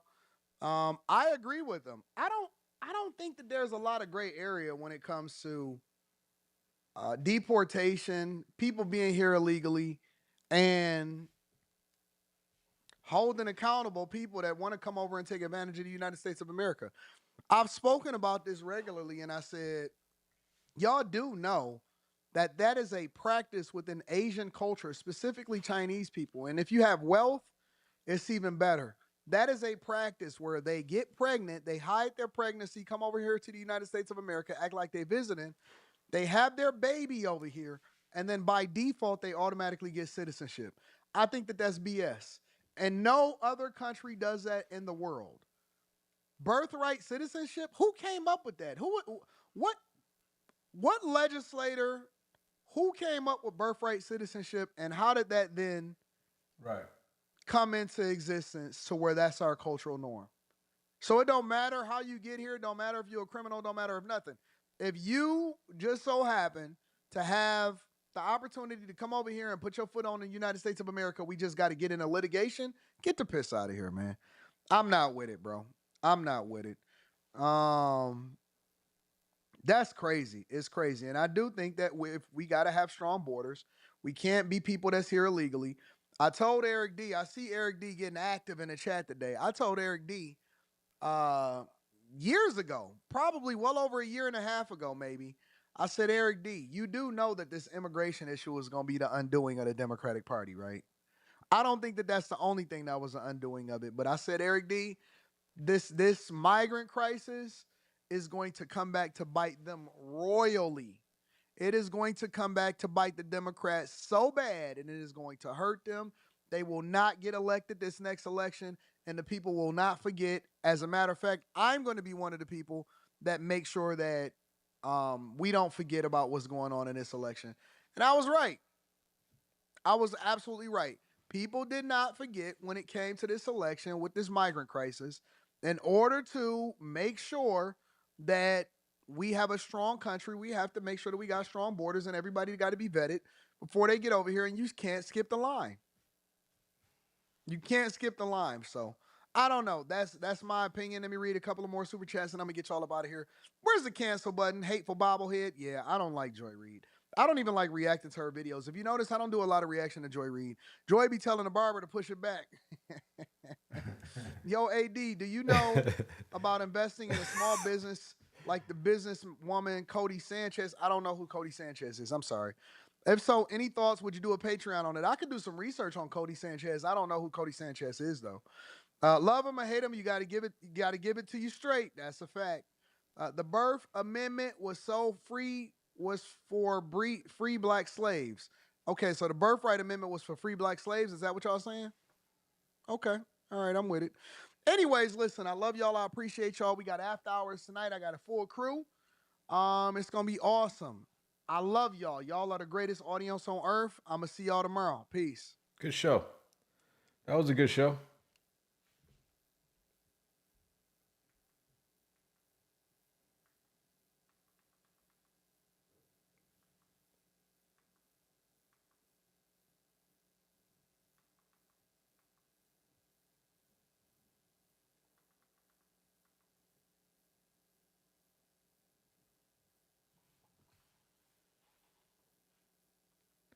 Let's see what Brandon has to say about this.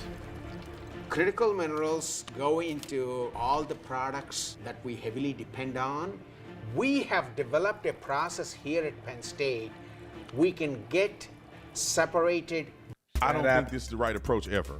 You're never going to get the results that you believe. If you think the healthcare system is messed up, then you... Brandon Tate used to be a police officer as well in Texas. And I forget the township in Texas, but I think he was assigned to the SWAT team. Now he's got his own show. I'm sure you guys seen him on TikTok or YouTube or whatever, Instagram, but he's got a pretty big following, a couple of million. Need to have a legislative approach to it. You go and kill the CEO of United Healthcare, they just gonna get another CEO that's gonna rip y'all off like you think you get ripped off before, and they're gonna rip you off more so he can have private security.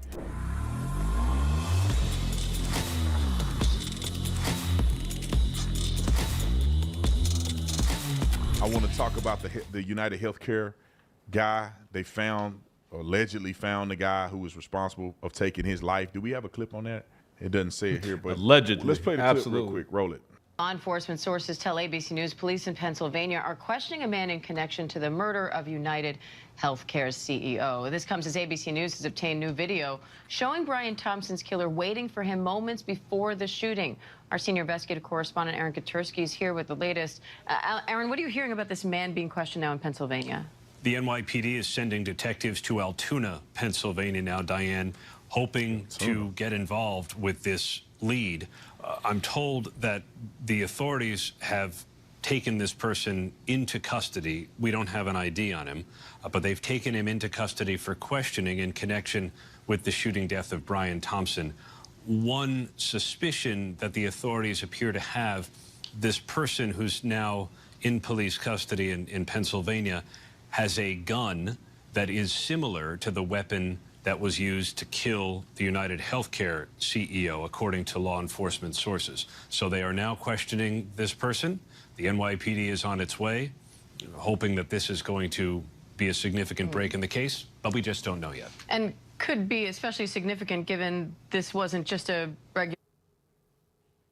Putting it downstairs? All right. Put it in the hot chair. You can put it right over here.